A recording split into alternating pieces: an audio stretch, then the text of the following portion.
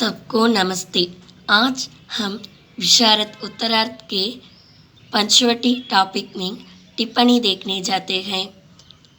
पहले पंचवटी के आधार पर राम का चरित्र चित्रण कीजिए।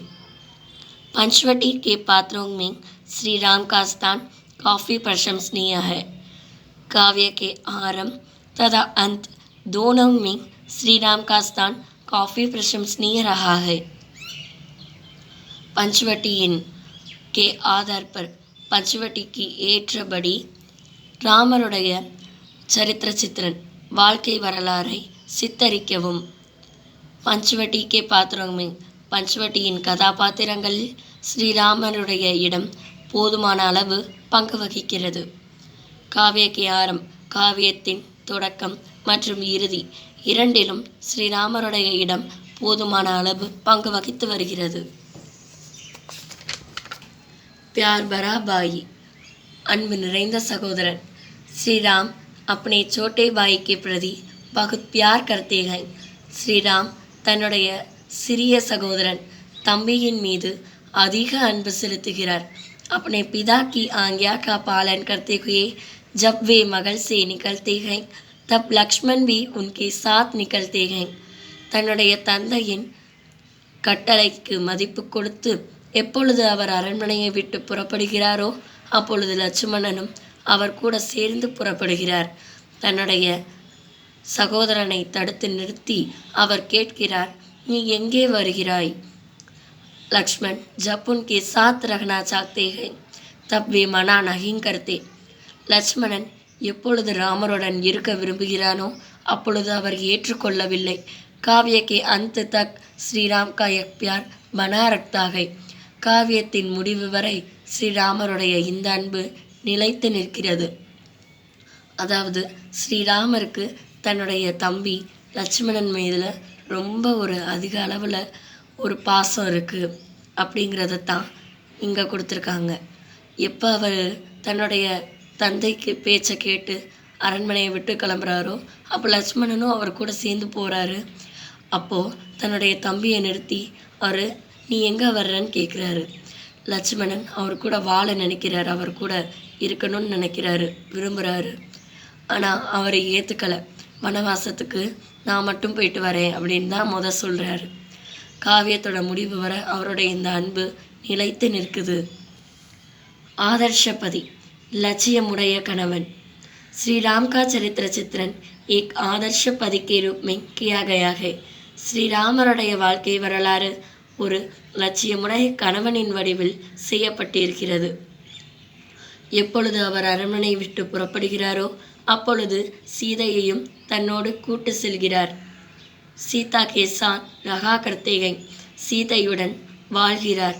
सिर्फ सीता से प्यार करते हैं, சீதையிடம் மட்டுமே அன்பு செலுத்துகிறார்। रहस्यवतनी के रूप में शूर्पणखा जब अपना प्यार व्यक्त करती है तब उसे ठुकरा देते हैं। ரகசியவத்தினி அப்படின்னா ஒரு ரகசியம் நிறைந்த பெண்। மாறுவேடத்தின் வடிவில் சூர்பனகை எப்பொழுது தன்னுடைய அன்பை வெளிப்படுத்துகிறாரோ அப்பொழுது அவளை வெட்டி விடுகிறார்। शूर्पणखा के असली रूप में आने पर सीता घबरा जाती है। शूर्पणகை தன்னுடைய உண்மையான வடிவில் வந்தபோது சீதை மயக்கமடைந்து விடுகிறாள்। அப்பொழுது ஸ்ரீராமர் அவளுக்கு ஆறுதல் அளிக்கிறார்। காவிய பர்மிங் एक आदर्श पति का पात्र बनकर आए हैं। காவியம் முழுவதும் ஒரு லட்சியமுடைய கணவனின் கதாபாத்திரத்தில் வந்து செல்கிறார்। மகான்தா பெருமை। ஸ்ரீராமரிடத்தில் பெருமை நிரம்பி வழிகிறது। शूर्पणखा से पूछते हैं कि तुम कौन हो और तुम्हें क्या चाहिए? உனக்கு என்ன வேணும்? நீ யாரு? உனக்கு என்ன வேணும் அப்படின்னு शूर्पणखा கிட்ட அவர் கேட்குறாரு। ஈசுசே இதில் இருந்து உனக்கு சகிருதயத்தா மாலும் படுத்திகை அனைவரிடத்தும் இரக்கம் செய்யக்கூடிய கருணை காட்டக்கூடிய ஒரு எண்ணம் வெளிப்படுத்தப்படுகிறது। जब शूर्पणखा उन्हें अपनाना को कहती है, எப்பொழுது शूर्पणखा அவரை தன்னதாக்கி கொள்ள சொல்கிறாளோ அப்பொழுது சொல்கிறார், तुम पगले लक्ष्मण को पाना चाहती थी, इसलिए तुम मेरी बहन के समान हो चुकी हो. நீ என்னுடைய தங்கைக்கு சகோதரிக்கு இணையாக மாறிவிட்டாய். அதனால் நீ முதல்ல என்னுடைய சகோதரன் லட்சுமணனை போய் விரும்பணும் அப்படின்னு சொல்லிடுறாரு.